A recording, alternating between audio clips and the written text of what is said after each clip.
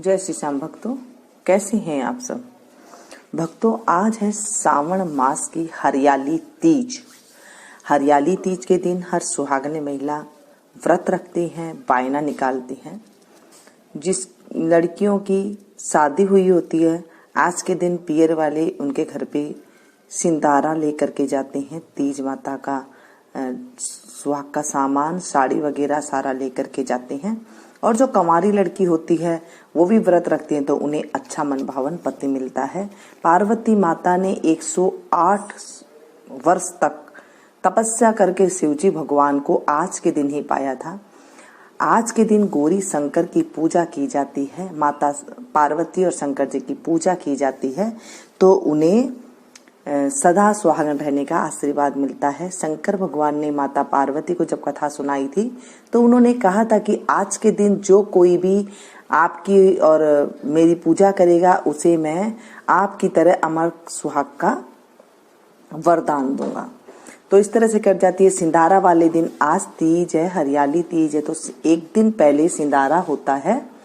लड़कियों उस दिन मेहंदी लगाई जाती है और तीज के दिन लहरिया पहनाया जाता है। जैसे राजस्थान के अंदर लहरिया, राजस्थानी लहरिया सबसे बढ़िया होता है, तो वहां पर जो लहरिया की साड़ी पहनी जाती है, लहरिया के सूट कपड़े पहने जाते हैं, लहरिया के सूट पहने जाते हैं।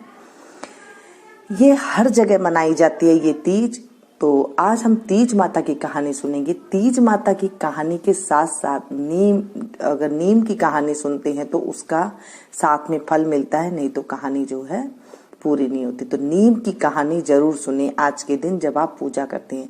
बायना निकाला जाता है, साड़ी, स्वाग पिटारी और हरी चूड़ियां पहनी जाती है। लहरिया की साड़ी में 16 श्रृंगार किया जाता है और साथ में झूला जरूर लेते हैं। श्रावण महीने के अमावस्या के बाद जो तीज आती है उसे कहते हैं हरियाली तीज। शुक्ल पक्ष को आती है ये, और आज तीज है तो आज के दिन झूला लेना बहुत जरूरी होता है। झूला झूलना चाहिए आज के दिन, तो मनोकामना पूरी होती है।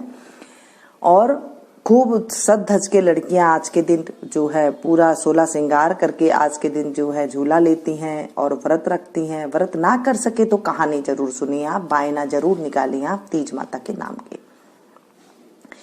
शुरू करते हैं हम तीज माता की कहानी।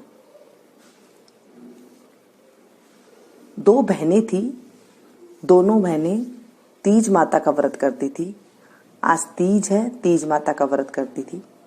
तीज माता का व्रत करने से उन्हें अच्छा घर बर मिला दोनों को।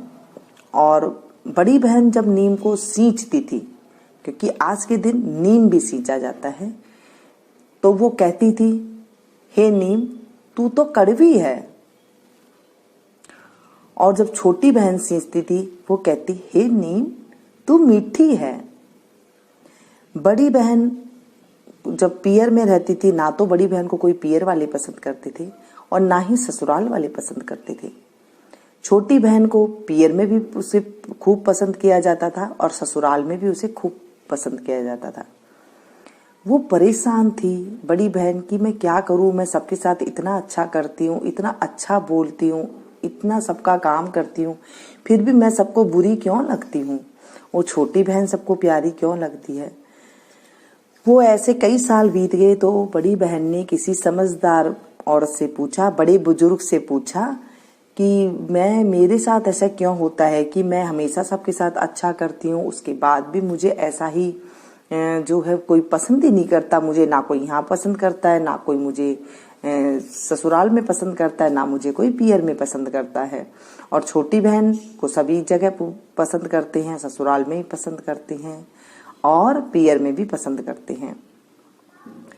ये बात सुनकर किसी वो औरत ने उसने कहा कि तुम जब आखा तीज की, जब ये हरियाली तीज की पूजा करती हो, तुम जब नीम सींचती हो तो उस टाइम पे ये कहती हो कि हे नीम तू कड़वी है।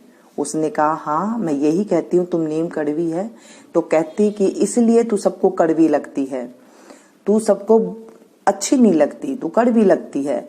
आज के बाद ऐसा मत बोलना, आज के बाद ऐसे बोलना कि हे नीम तू मीठी है। फिर बड़ी बहन ने जब तीज का व्रत आया तो बड़ी बहन ने बोला, हे नीम तू मीठी है। ये कहने से उसे सभी जगह प्यार करने लग गई। पियर में भी उसे मान सम्मान मिला उसे, और ससुराल में भी उसे मान सम्मान मिलने लगा, और वो जहाँ जाती उसे सब मान सम्मान देने लगी, वो सबको मीठी लगने लगी। तो जब आप नीम सींचे तो उस टाइम पे ये ना कहे कि हे नीम तू कड़वी है। आपको समझ में आ गई ना, नीम को कड़वी नहीं बोलना चाहिए, उसे ये बोलना चाहिए हे नीम तू मीठी है। इस तरह करके, और फिर जो है तीज माता की कहानी भी, अगर आप शिव पार्वती की कहानी होती है वो सुन सकते हैं, या फिर कोई तीज माता की, कोई चौथ माता की जो कहानी होती है वो सुन सकते हैं, या फिर आप सिर्फ नीम की ये कहानी आप सुन ले तो भी आपको उतना ही फल मिलेगा।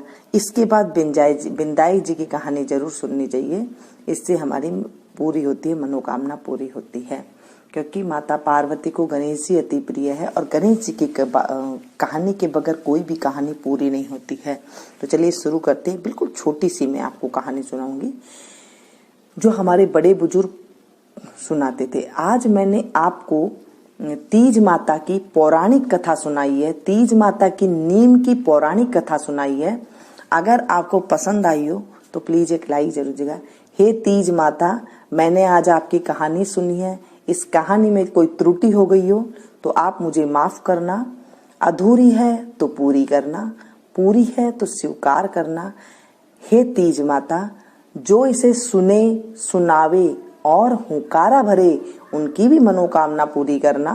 हे तीज माता, अमर सुहाग देना, कमारी लड़की को मनभावन पति देना, उसे खूब सुख देना, और जो है हमारी मनोकामना पूरी करना।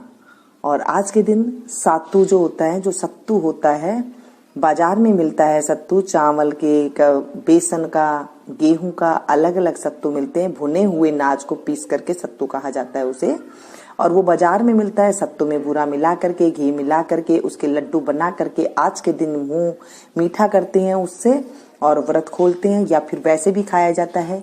राजस्थान में तो घेवर बहुत खाए जाते हैं, कईयों के सत्तू खाया जाता है, घेवर की विधि भी है, आज तो घेवर खाया जाता है सिंदारा और तीज को, और उससे फिर पूजा की जाती है। बायना भी घेवर से निकाला जाता है, या फिर आप मीठे सत्तू के लड्डू से आप बायना निकाल सकते हैं, और वो अपनी सासू माँ को देना चाहिए। बायना भी निकालते टाइम को आपको ये बोलना चाहिए कि श्रावण का महीना शुक्ल पक्ष तीज माता का व्रत के दिन आज मैं ये बायना निकाल रही हूँ, तो हे तीज माता मेरा बायना स्वीकार करना, और मैं ये बायना हमेशा मेरी सास जिठानी ननद को देती रहूं, ऐसे मेरे ऊपर आप कृपा करना। ऐसे बोलते हैं बायना निकालते टाइम पे। हाथ में थोड़े से चावल के दाने ले लें, थोड़ी सी चीनी के दाने ले लें, या गुड़ ले लें थोड़ा सा, और उस पे हाथ फेर करके सासू माँ के पैर दबा करके उसमें देते हैं। दक्षिणा जरूर रखते हैं, जितनी आपकी श्रद्धा हो, 100 है, 500 है, 50 है, जितने आपके घर में देते हैं, या फिर आपके जितने आपकी स्थिति है उस हिसाब से आप उसमें रख सकते हैं दक्षिणा, और फिर अपने घर वालों को दे देते हैं। उसके बाद आपको गणेश जी की जो कहानी है, वो छोटी सी कहानी, बायना हाथ फेर करके वहां रख लें, और उसके बाद गणेश जी की आप कहानी सुने। बिंदा एक बाबू रंगो चंगो, बिंद्रा बर में फिरे सुरंगो, पोत बहू की राबड़ी, नवास बहू की खीर, मीठी लागे राबड़ी, खाटी लागे खीर, सड़सड़ करती साड़ी दीजो, बड़बड़ करती बांदी दीजो, घर मोकलो घर साकलो, राजा को सुराज, रानी को सुभाग, सीता को सुहाग, बैकुंठ को बास, श्री कृष्ण ने कांधा। जय हो विनायक जी महाराज, दया रखना, कृपा करना। हे तीज माता, जैसे बड़ी बहन को पहले कड़वी बनाई थी, किसी ने पसंद नहीं किया था, वैसे किसी के साथ मत करना, और जैसे बाद में उसको मीठी बनाई वैसे सभी के साथ करना। मीठी बनाने को तो मेरे साथ भी करना, मुझे भी सब पसंद करे, और ऐसे हाथ जोड़ करके उसके बाद क्षमा याचना करें, और उसके बाद ये जल जो है वो नीम के पेड़ में आप डाल दें, या फिर सूर्य भगवान को दे सकते हैं। जय बोले तीज माता की जय, शंकर भगवान की जय, माता पार्वती की जय। तो ये छोटी सी कथा मैंने आपको सुनाई है। पसंद आए तो प्लीज एक लाइक जरूर दीजिएगा, इसे ज्यादा से ज्यादा अपनों के साथ शेयर कीजिएगा। तो क्योंकि आज है तीज का व्रत, तीज का व्रत की जब हम कथा किसी को सुनाते हैं या सुनते हैं या हुकारा भरते हैं तो हमें अमोघ फल की प्राप्ति होती है, क्योंकि ये तीज माता की कथा है। हमें उसका पुण्य प्राप्त होता है। तो चलिए मिलती हूँ फिर से एक नई वीडियो में नई जानकारी के साथ। तब तक आप लोग देखते रहिए मीनू संगीत। Thank you.